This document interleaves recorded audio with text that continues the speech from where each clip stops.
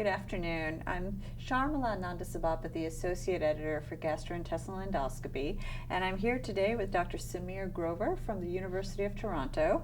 We're here to discuss his original article, Impact of a Simulation Training Curriculum on Technical and Non-Technical Skills in Colonoscopy, a Randomized Trial. Good afternoon, Dr. Grover. Hi, Sharmila. Can you tell us a little bit about your study? Okay. So we wanted to evaluate the context in which simulation by means of virtual reality simulation in colonoscopy should be applied as part of training for particularly novice endoscopists, where we know it's best applied to. We know from the way that simulation is being delivered, it's primarily delivered by means of virtual reality simulators, which are combined haptic computer devices that are able to emulate the environment of colonoscopy very well. But the delivery tends to be in the form of what we call, in terms of education theory, self-regulated learning, wherein trainees get access to simulators, may get access to curricular materials with respect to learning, but then go on the simulators themselves, learn themselves, set their own goals and objectives, and then assess themselves and decide on what their own learning needs are, either based upon their own assessment or based upon metrics that are generated by these computer simulators. This strategy, called self-regulated learning, has actually been shown to be equivalent to curricular-based strategies where instructors teach trainees in other procedures. The best example being a study in lumbar puncture, wherein the two studies, the two means of education were found to be equivalent. Curricular learning is a little bit difficult to deliver in the setting of endoscopy. It requires an instructor to be present, the time of the instructor, coordination by means of a curriculum for multiple trainees that may be at various levels or at various times in their training. So it is a more difficult strategy to implement. And we wanted to compare these two methods to see which one was superior. The curriculum that we generated was based upon us hypothesizing various skills that are taught in colonoscopy and are used to perform colonoscopy. Some of these are cognitive-based skills, so aspects with respect to the thought process of colonoscopy and the situation of colonoscopy. Some of them are technical skills, the actual performance of the procedure, which is usually what we think of first with respect to skills in colonoscopy.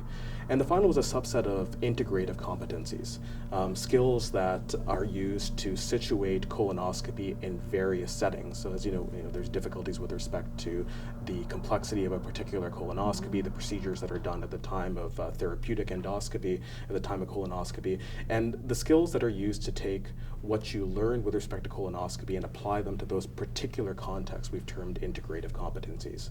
Some of those are in the realm of technical skills, and some of them are in the realm of non-technical skills, elements of communication, leadership, situational awareness. The study that we did was involving novice endoscopists, so trainees that had done less than 20 colonoscopies in the clinical setting. Fellows? Primarily fellows, but also residents. We pulled from the general surgery program, the gastroenterology program, as well as the internal medicine program at our institution.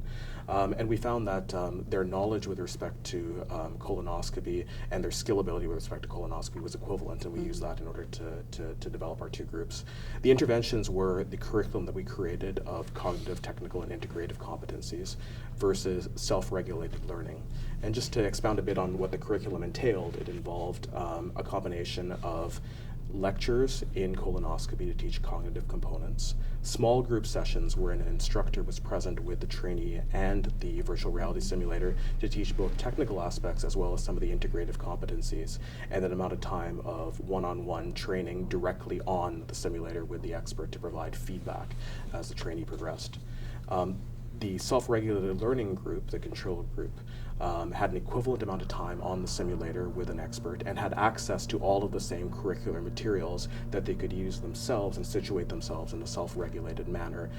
They also had access to simulator-derived metrics in terms of performance. After every case was performed on the virtual reality simulator, the time to cecum and other computer-generated metrics were provided to them by means of feedback.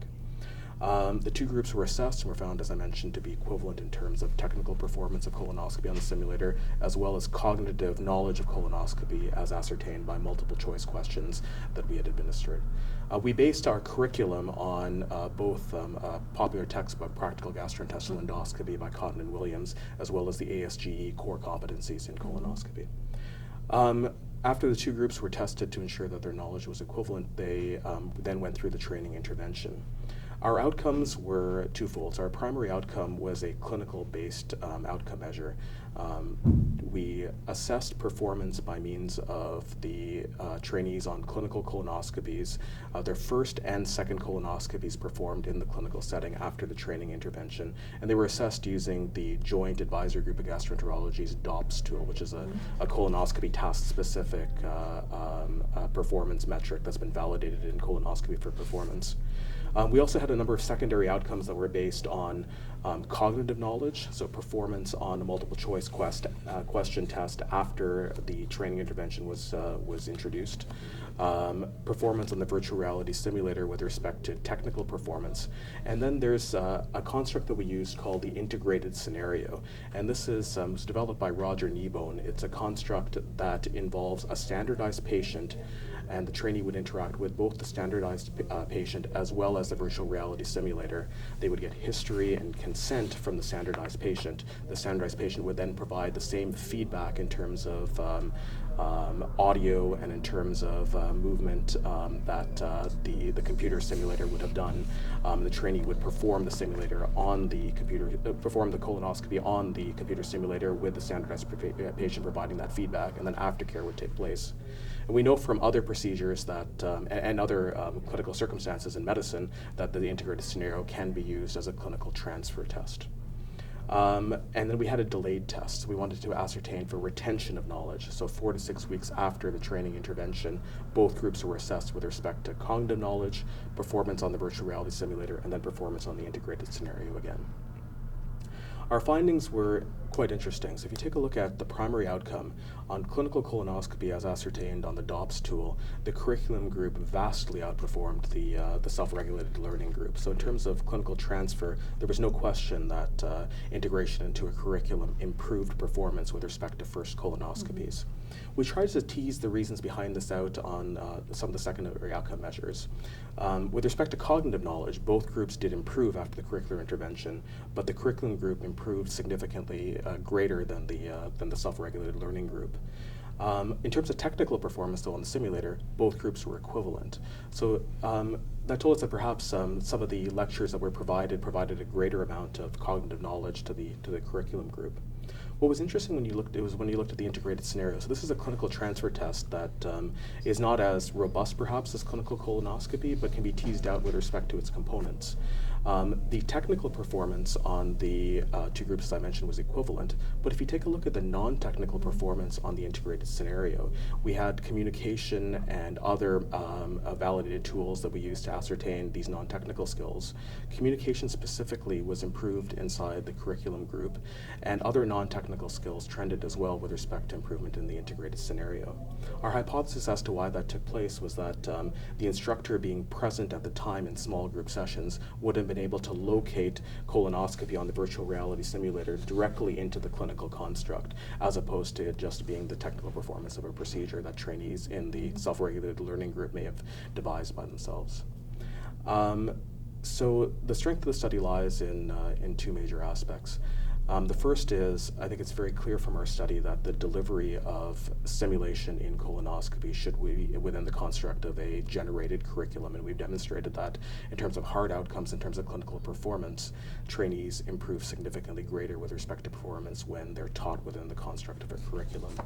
The second thing that was novel and somewhat unexpected was that, as I mentioned, it's some aspects of non-technical skills that are improved. And this is the first time in simulation and endoscopy it's been shown that we can actually teach non-technical skills like communication in the construct of virtual reality simulation as well.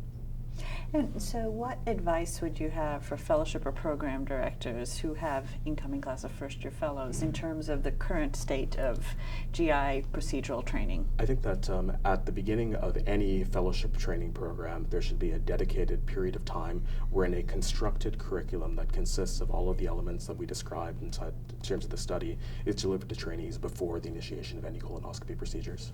Okay. Thank you very much, Dr. Grover. Thank you very much. Thank you.